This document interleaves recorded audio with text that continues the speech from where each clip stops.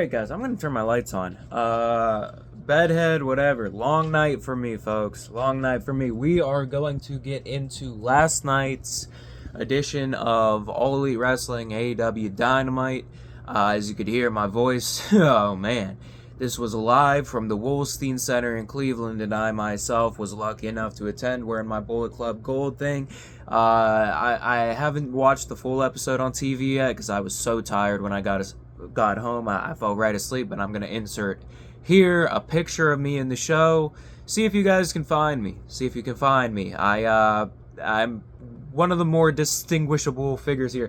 I just thought that was really cool. I'm not, front row or anything, but I thought it was pretty cool when I saw myself on TV as at AAO.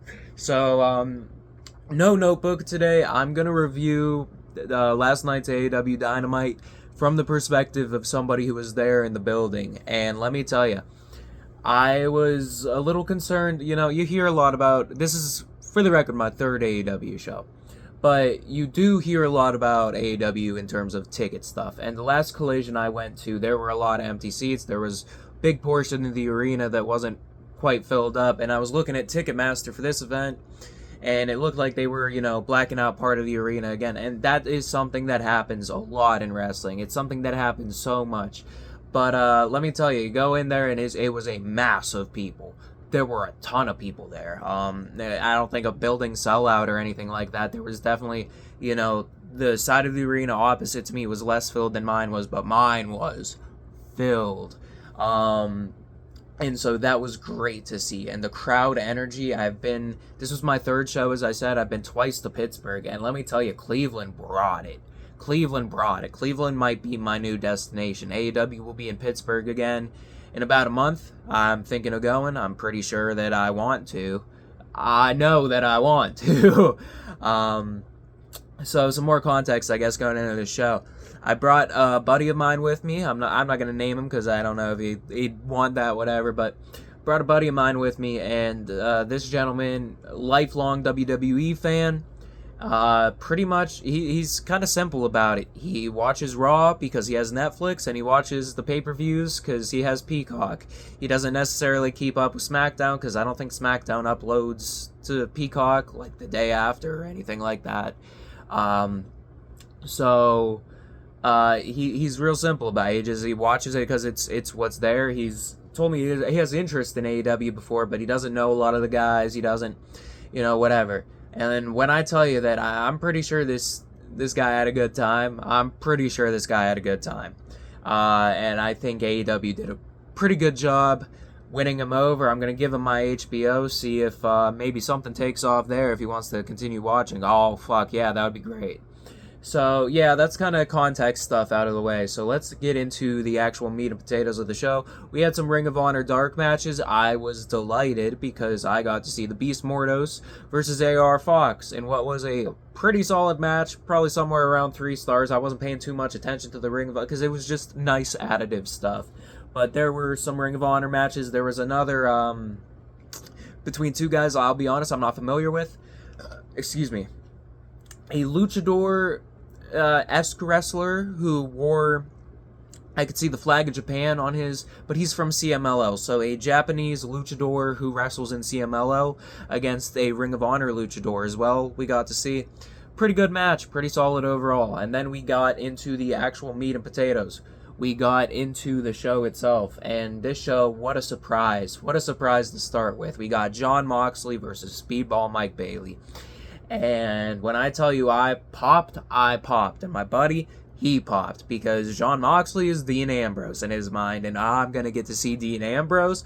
I'm going to get to see Jon Moxley. We were both living it up. In terms of the match itself, not necessarily anything special.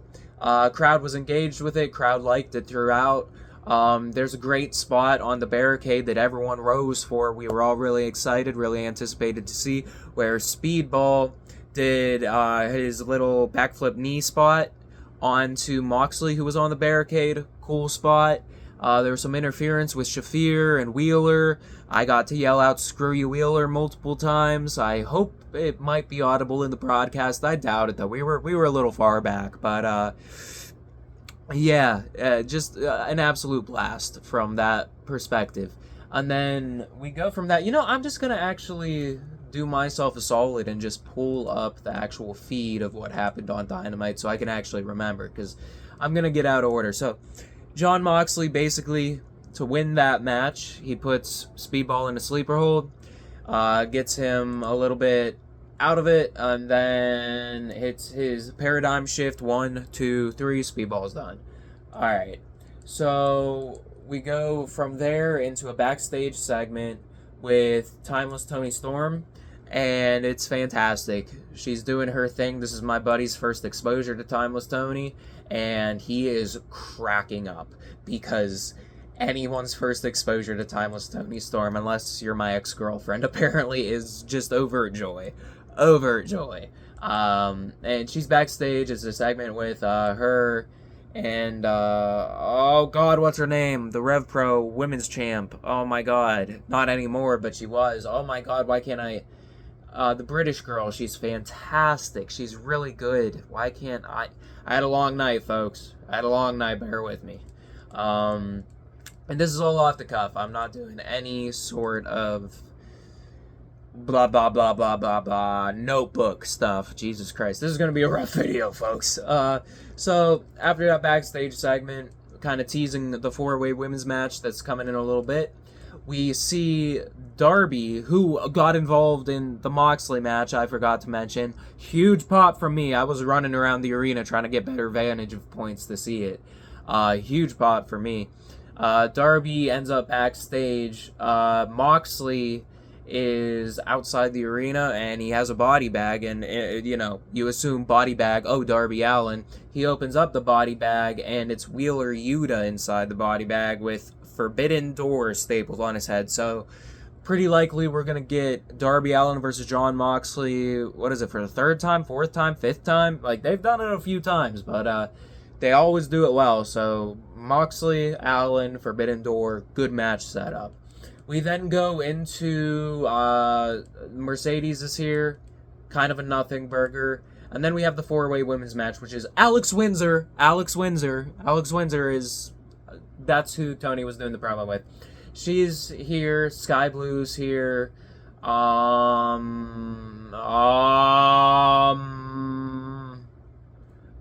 Aminata's here. Who did I not say? Billy Starks is here. Okay. So it's a 4-way women's match, and it's not that it wasn't memorable, because this was a good match. I didn't star rate Moxley, and I'll start Moxley and Speedball 3 stars. Yes. Worked. It worked. It was above average. 3 stars is about my above average kind of ranking, and it was fine. It was good. Yeah, 3 stars, maybe 3.25 stars for Moxley versus Speedball. Yeah. The 4-way women's match, I got on Reddit early this morning, and I was pissed the fuck off to see that apparently there was a botch on the in this match, a pretty noticeable one on the TV, but I didn't get to see that at all, and I'm just going to review this based on how I saw it as a live fan, because that's kind of what this whole video is about. This, to me, was a 4.25 star banger. This was good. This was damn good. There were interferences in here that were... Everything was good in this match. I don't know how exactly to describe it. There was some jumping off the apron. There was some pretty stellar submission stuff. I had to explain what Queen Aminata's stink face was to the children next to me, which was a blast. The kids, by the way, make the show, man. My God. There was a kid 2 rows in front of me. He had an MJF, what's it called? Scarf on. Help me. He had an MJF scarf on, the same one I had on. He just went, "You like MJF?" I'm like, "Yeah, let's get it." And so him and I were, the 2 people who were really cheering for the heel in the main event, and had a blast doing it. Yeah, but back to the 4-way women's match. It was good. You're setting up more stuff between Athena and Tony. And I think all of the action pretty much works. And now, I'm seeing the botch on my TV now. That's rough. That's rough.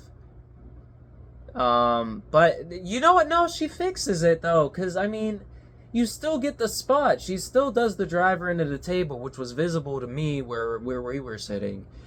So I'm not. Yeah, you know what? I'm keeping the rating I had for this. This is a damn good match. I thought this was a damn good match. 4.25. That what I said? If it's not what I said, that's what I think. So 4.25. I'm watching it back now. I mean, Windsor was kind of the dominant athlete throughout this. And you get a great moment here where Tony gets involved. Crowds popping huge. You can see in the picture I added in earlier that I'm popping huge for Tony fucking Storm. And I definitely was. I'm watching this back, trying to get the finish of this match. Surprise roll-up, 1, 2, 3. Yeah, that's how I thought it went. I just wanted to clarify. Windsor gets the win. Windsor will be participating in a 4-way match, interpromotional match, for the TBS title at Forbidden Door in London. I think that match is going to be fantastic. To fill out the other 2 spots in that match, you're going to have a woman from Stardom and a woman from CMLL. And if not for the tag match that's to come later, I'd say this was easily match of the night. You know, crowd was into it. This was going really well. Mercedes comes out, and she looks great. I'm just going to leave it at that. She looks great. Fantastic. And her and Tony kind of face off, and then her and Athena end up ganging up on Tony together, taking her out to course booze.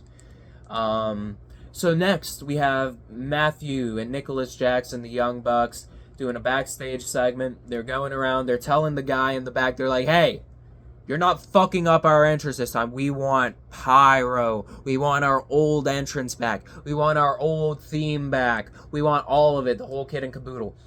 And then they do it, and it is fucking fantastic. It is the Young Bucks' old entrance. They're coming to rising up through the thing, but then Matt trips as they're coming out.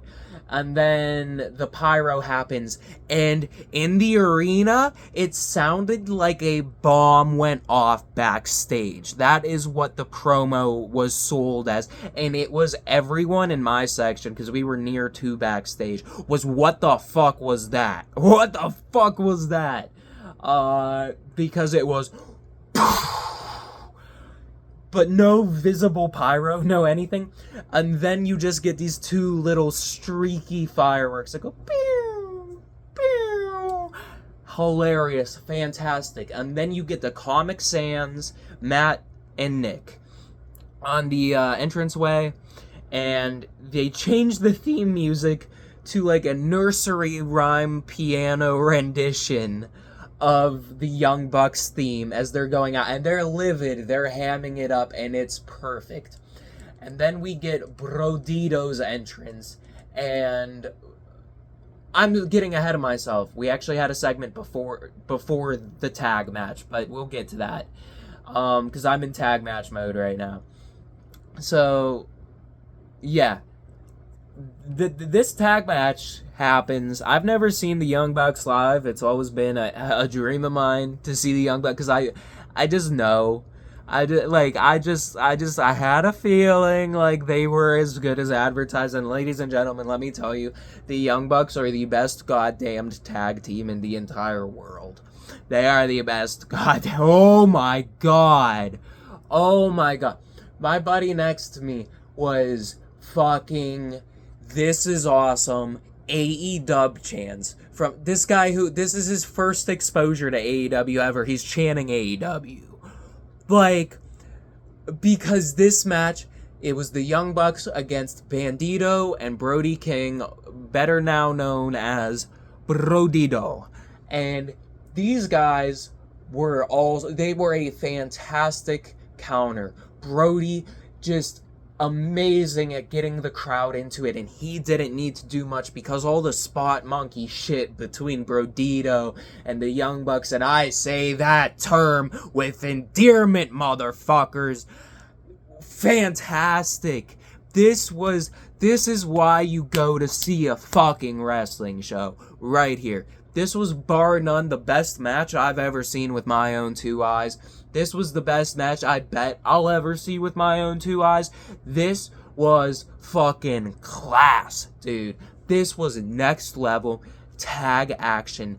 I mean, like, for me, myself, like, this redefined live wrestling events in and of themselves. This redefined for me and recontextualized how innately fun all of it is, because there wasn't a person in a foul mood in this arena. There wasn't one person who had any negative thing to say. There wasn't any person who wasn't on their goddamned feet for this match. This was exceptional. I have a high bar to clear. Like, I take this shit seriously. I've been talking now for 15 minutes and 40 seconds, okay? I take this shit seriously. I like this shit a lot. And what this match was for me was a revelation that clearly I don't like it a fucking enough, because I didn't anticipate that my soul could leave my body and just be so compounded with joy, excitement, and just, I was just foaming at the mouth for this one. This was bonkers good. Bonkers good. And I could talk about some of the spots. I could talk about... No. Watch it. Fucking watch it. This match, to me, it might not be as good as I in retrospect will go back and review other shows. I want to review every AEW pay-per-view, for instance. I don't think this match probably was as good as, Young Bucks versus Swerve and Ospreay. That's probably tag match of the year. This match I'm giving 5.5 stars. I'm giving 5.5. This was stellar. A bias maybe, but a lot of personal reasons to feel this way, because in essence, this to me was this was an assertion that all of the love, all of the money, all of the time and hours that I have spent cultivating in my life towards loving this thing was worthwhile, because this was awesome. It was match of the fucking night. Wow. This was good. This was damn good. So let's get into the segment that happened before the Young Bucks match, because I got carried away there. 5.5 stars, high score, high praise. I mean it. I mean, best match I've ever seen with my own two eyes has to count for something, and that was. I've seen Sting take a dive through a table. I've been around, man. I've been around. This was bar setting for me. This was everything. So, Kyle Fletcher comes out. I don't know what happened. Me and my buddy, I told him prior to the match, prior to the show, hey, there's this guy called Don Callis. Don't feel bad for any children in the audience if Don Callis comes out and we have to start chanting, fuck Don Callis. And man, that guy was right there with me. What a homie. Right there with me, chanting, fuck Don Callis. We were booing. That's where the majority of my vocal cord losses was from adamantly booing the fuck out of Don Callis and Kyle Fletcher, trying to make this segment as just, I absolutely love vitriolic heels. And, in terms of crowd engagement, this may have been the peak of the night in terms of, because there wasn't a soul in the arena that wasn't. And I felt bad for all the kiddies, because all the kiddies, I was trying to get them hyped up. I would try to start chants, and then the kids would go along with it, and I'd be like, yeah, you, whatever. A little bit of heckling, a little bit of, and the kids were looking at me when they were like, fuck Don Callis. And it's like, no, dude, like, join in, get in on the fun. The whole arena's doing it, so it wasn't like me and him were just being vulgar for the sake of being vulgar, right? And I don't think we even necessarily started the fuck Don Callis chance. I think we just joined it at the exact moment everyone else decided they were gonna start it. So it was perfect. There was a shut the fuck up chant in there. Man, that's peak. It's just, what a blast. And I'm pretty sure, I'm gonna have to see, but I'm pretty sure I am visible on camera throughout the duration of this segment. I'm gonna have to go back and see. Like I said, I didn't see, but the camera was pointed right at us, so I'm hopeful. And we were standing up too, doing big boos, big like this, you know. So I'm hopeful that this really goes well, and that I'm on tape here. I really like, that's what I like about going to a wrestling show, man. It's like, you're there in history forever, you know? So we get a segment with Edge backstage. This is fucking crazy. So Edge says, yeah, I have a restraining order with FTR. All right, bet. So I can still go after Stokely then? All right, so I talked it over with Tony Khan, and if Stokely's, you know, not going to bitch out from it, I'll take on Stokely one-on-one next week. Stokely would cut a promo later in the night responding to Cope Edge's challenge with this, and his promo was fantastic. There's a line in there. He goes, I'm short, I'm bald, I don't get no hoes. Like, this life has always been a struggle for me. You think you can beat me down? Like, you know you can. Like, life is hard, I hit harder. Something like along the lines of that. But the I'm bald, I'm short, I get no hoes was verbatim. And hell yeah. That's gonna be such a great squash match, and there's not enough squash matches. So I'm going through now. Young Bucks Brodito is now on the stage. I hope this played as well on TV as it did to the crowd, man.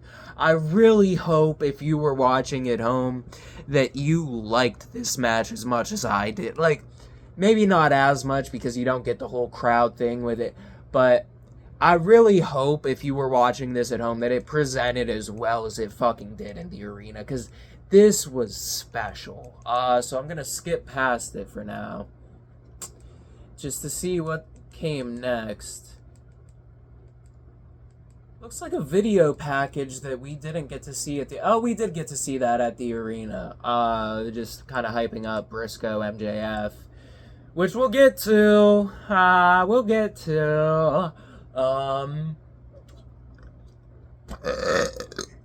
Whoa! Alright.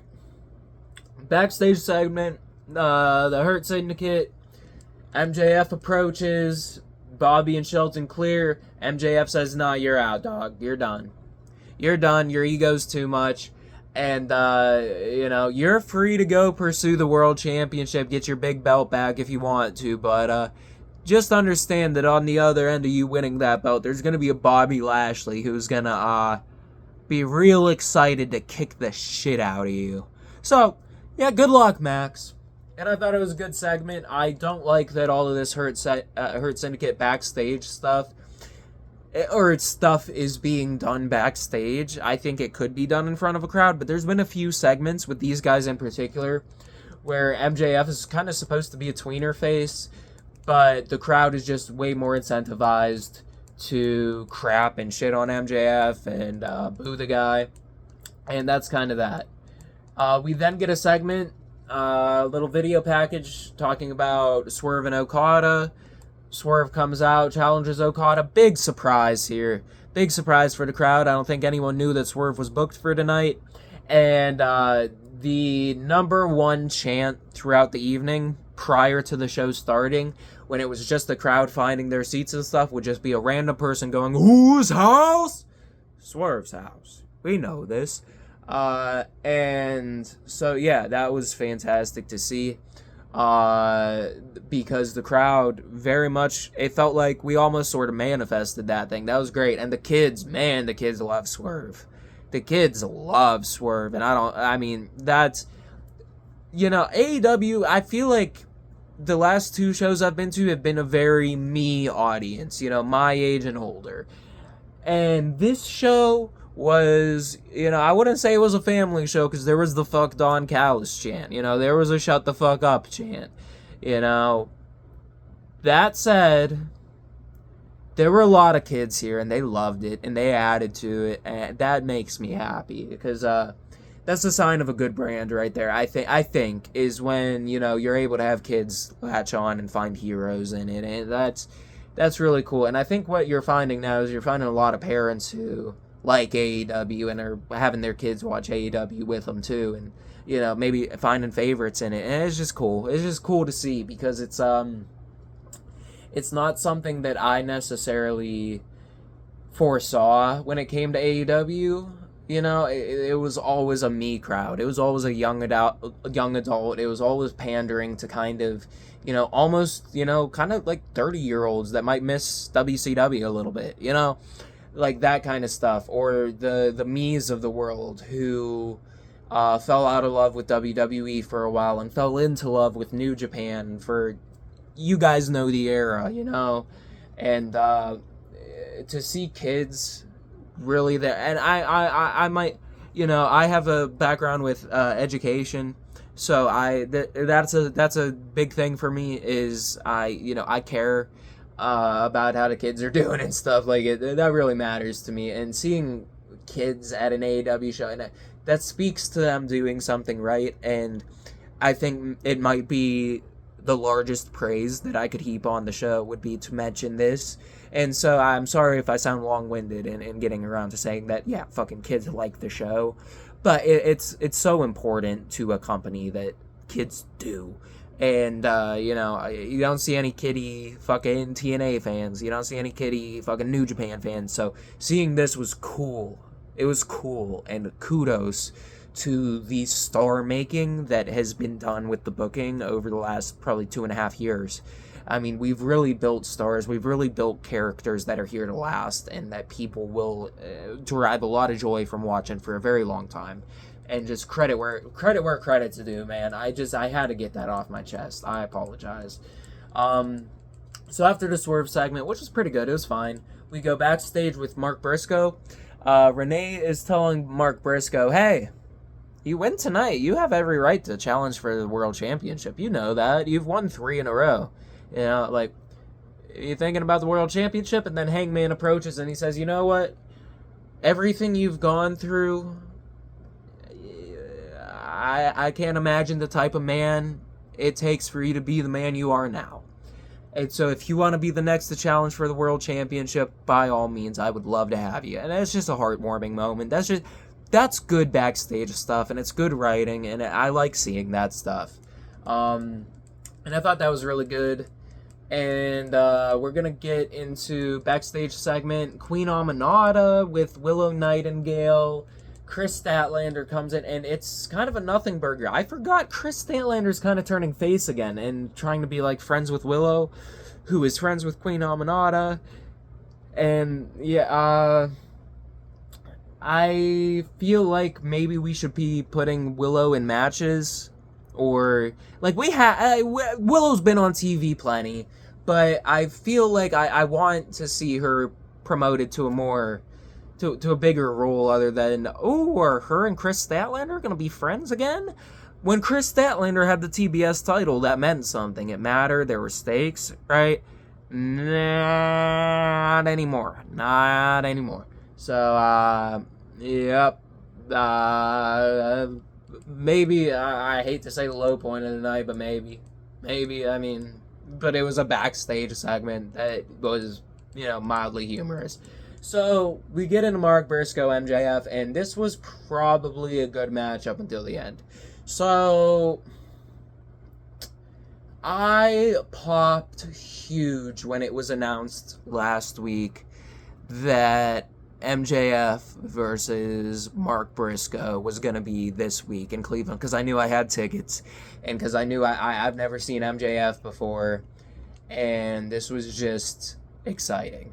It was just an exciting prospect to me, and for it to be a feud between him and Briscoe, that this was kind of posited, like this is the end of the feud, We got a video package kind of also alluding to this being the end of the feud. For Max to win this match when Mark had his foot on the ropes was devastating to me. It took so much wind out of my sails. And it wasn't a deflating thing. It didn't ruin the night, but it hurt. It hurt because I thought we were going to get a... I don't like anticlimactic stuff in wrestling. I don't like the idea that we're probably going to get a sequel to MJF and Briscoe at Forbidden Door. I thought this was a good TV feud. This is what you do with TV feuds, and then this should have been the blow-off, and I don't think it ended up working out that way. I don't. I think we're going to get a sequel to this match. But throughout it was plenty fun. Briscoe tried to get his Froggy Bow finisher probably 7 times before he got it, including once where he went through a table. And I want to give kudos to the little man next to me, because the little man next to me said, MJF's going to roll off that table before Mark Briscoe jumps through it. And he was right. He was right. And then at the end of it, when Mark went through the table and MJF had rolled off, the kid looks up to me and goes, yeah, I guess it's just the pros of being a 200 IQ 11-year-old, huh? I'm like, yeah, man. Yeah, I guess it is, man. Yeah, I guess I couldn't have seen that one coming. All right. But he loved it. All the kids were into it, man. And, but Briscoe losing like that sucked. I'm a big Max guy, so getting to see Max do all his heel shit, and it was really amplified to 10 here. This was a very comedic match when, in a lot of ways, it didn't need to be. I was expecting a harder hitting match than it ended up being. And, Briscoe didn't really get his shots in, which is why I'm convinced that they're going to do a sequel to this match where Briscoe probably gets the win, which, if MJF is your next world champion, I don't know if I'd have him losing to Mark Briscoe, but you've also presented the story where I don't know if there's another good conclusion. Maybe that's the start of a Max tweener face turn. Is that Forbidden Door? Maybe MJF beats Briscoe, right? Maybe MJF shakes his hand. Maybe he thinks about it, right? I think that's more an MJF thing to do, would be to tease the idea of a turn before actually doing it, right? So I'm not saying this was bad. I'm not saying this can't be workable. I am saying it was bad. It's a bad finish, man. I really thought we were getting the blow off to this feud here. I don't like this finish. That said, the match was solid. I really enjoy just goofy heel shit. But I don't feel like this was a solid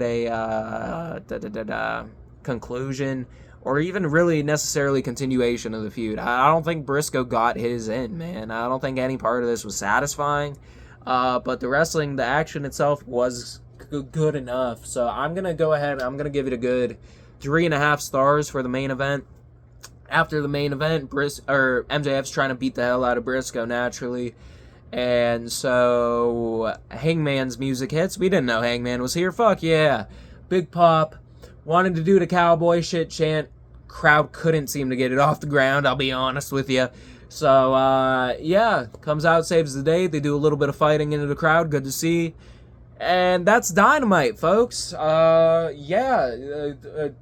good show all around. Even with the finish not being exactly what I wanted, the match was still solid.